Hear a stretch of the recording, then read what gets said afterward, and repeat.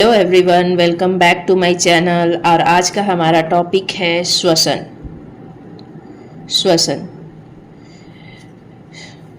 श्वसन जीवन संबंधी क्रियाओं के सुचारू रूप से संचालन के लिए शरीर को आवश्यक ऊर्जा की पूर्ति हमें पोषण के द्वारा होती है और वातावरण से ग्रहण किए गए भोज्य पदार्थों को उनके मूल जटिल रूपों में ऊर्जा के उत्पादन के लिए उपयोग करना संभव नहीं है। इसलिए जो भी जटिल खाद्य पदार्थों को पाचन के द्वारा उनके सरल रूप में परिवर्तित किया जाता है ताकि वे ऊतकों द्वारा आसानी से अवशोषित हो सके तथा उनका उपयोग जो होगा वो ऊर्जा के उत्पादन के लिए हो सके।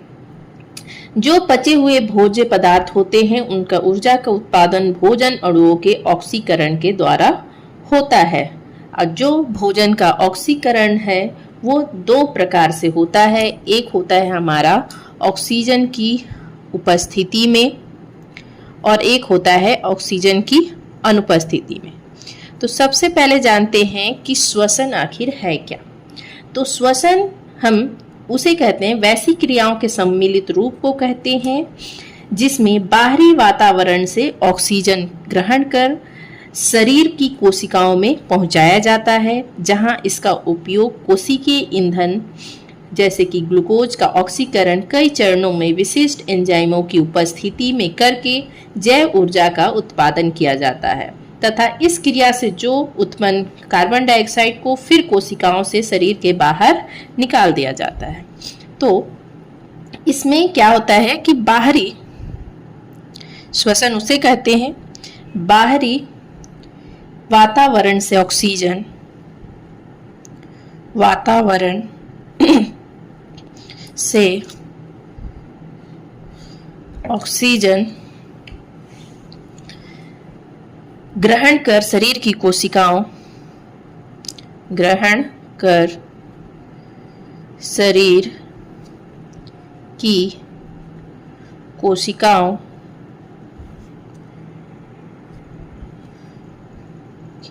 कोशिकाओं में पहुंचाया जाता है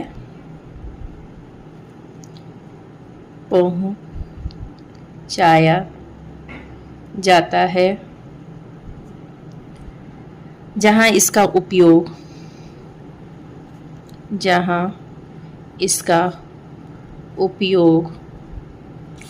कोशिकीय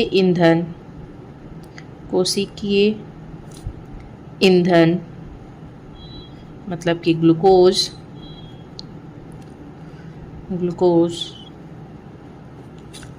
का ऑक्सीकरण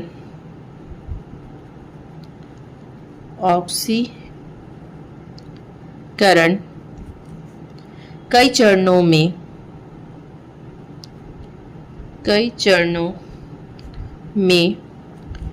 विशिष्ट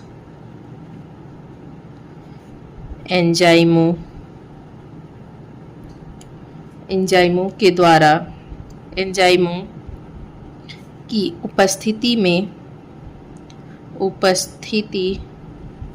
में करके जैव ऊर्जा जो कि एटीपी है का उत्पादन किया जाता है तथा इस क्रिया से उत्पन्न कार्बन डाइऑक्साइड को कोशिकाओं से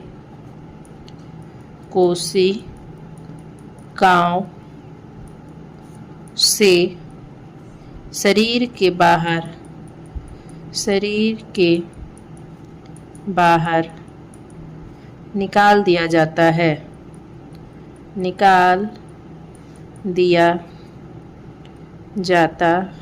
है। श्वसन क्रिया में ग्लूकोज अणु का ऑक्सीकरण कोशिकाओं में होता है, इसलिए इसे क्या बोला जाता है हमें कोशिकीय श्वसन। कोशिकीय श्वसन। मतलब कि इसका सारी क्रिया कोशिका में हो रही है, इसलिए इन्हें क्या बोला जाएगा? कोशिकीय श्वसन। इस कोशिकीय श्वसन को दो अवस्थाओं में पूर्ण किया जाता है। पहला होता है अवायवीय श्वसन। अवायवीय श्वसन। और दूसरा होता है हमारा वायवीय श्वसन। अवायवीय श्वसन जो होता है वो श्वसन का फर्स्ट चरण है जिसमें ग्लूकोज का आंशिक विखंडन होता है। ग्लूकोज का आंशिक विखंडन होता है। इस क्रिया के द्वारा जो ऑक्सीजन की अनुपस्थिति में होता है, ऑक्सीजन की अनुपस्थिति में होता है। इस क्रिया के द्वारा एक ग्लूकोज अणु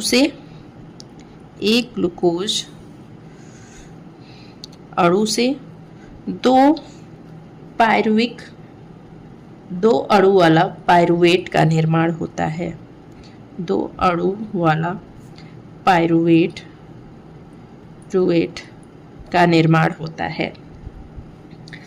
यह क्रिया जो होती है वो हमारे कोशिका द्रव में होती है। जो अवायवीय श्वसन है वो हमेशा कोशिका द्रव में होती है। इसमें इसका प्रत्येक चरण जो होता है विशिष्ट एंजाइम के द्वारा उत्प्रेरित होता है। इस प्रक्रिया में चूंकि ग्लूकोज अणु का आंशिक विखंडन होता है, इसलिए इसमें जो ऊर्जा मुक्त होती है वो बहुत कम होती है। पायरुवेट जो शेष ऊर्जा होती है वो हमारा पायरुवेट के फॉर्म में संचित रहती है। शेष ऊर्जा इसी के रूप में संचित रहती है।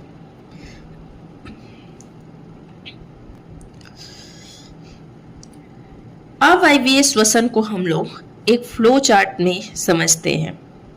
जैसे ग्लूकोज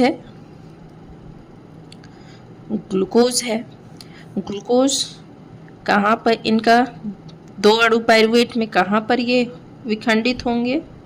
पायरुवेट प्लस यहाँ पर कुछ एटीपी मीन्स ऊर्जा। ये होता है हमारा कोशिका द्रव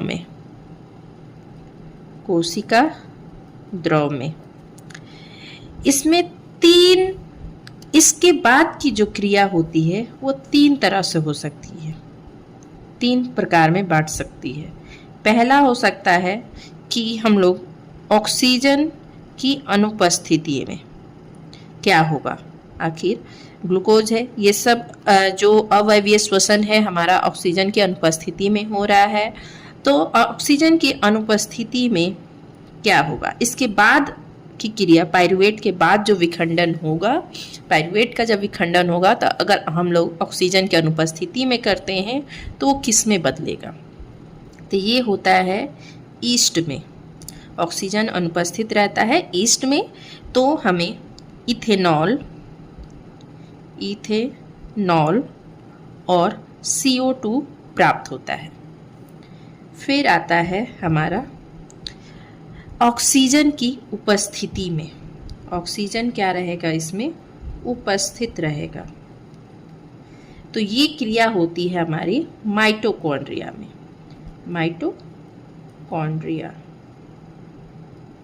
माइटोकॉन्ड्रिया में होती है। तो यहाँ पर हमें मिलेगा कार्बन डाइऑक्साइड, जल और ऊर्जा। मतलब यहाँ पर जो ये अवस्था है ये हमारा वायवीय श्वसन हो जाता है, जिसमें ऑक्सीजन उपस्थित रहेगा। तो यहाँ पर हमारा ऊर्जा पूर्ण रूप से विखंडित होगी। फिर आता है कि अगर मान लो कि ऑक्सीजन रहे लेकिन उसका क्या हो? अभाव हो, तो अभाव की परिस्थिति में क्या होगा? तो अभाव की परिस्थिति में लैक्टिक अम्ल का निर्माण होगा।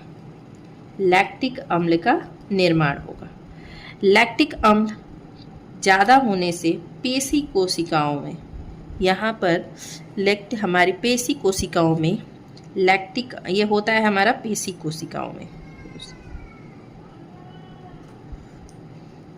पेशी कोशिकाओं में लैक्टिक अम्ल की ज़्यादा मात्रा होने से वहाँ पर दर्द होना स्टार्ट हो जाता है। इसके बाद की प्रक्रिया होती है हमारा वायवीय श्वसन। दूसरा है हमारा वायवीय श्वसन। वायवीय श्वसन का दूसरा चरण है जिसमें इसका पूर्ण ऑक्सीकरण होता है। पूर्ण ऑक्सीकरण। यह प्रक्रिया कहाँ होती है? तो माइटोकॉन्ड्रिया में। माइटोकॉन्ड्रिया। इसमें ऑक्सीजन उपस्थित होते हैं। ऑक्सीजन उपस्थित होते हैं और इसमें पाइरुवेट का विखंडन होता है। पाइरुवेट का विखंडन होता है। यहाँ पर पाइरुवेट विखंडित होकर, पाइरुवेट जो होता है विखंडित होकर 3 कार्बन वाला CO2 का निर्माण कर देता है और साथ साथ जल और ऊर्जा मुक्त होती है। इसके साथ ही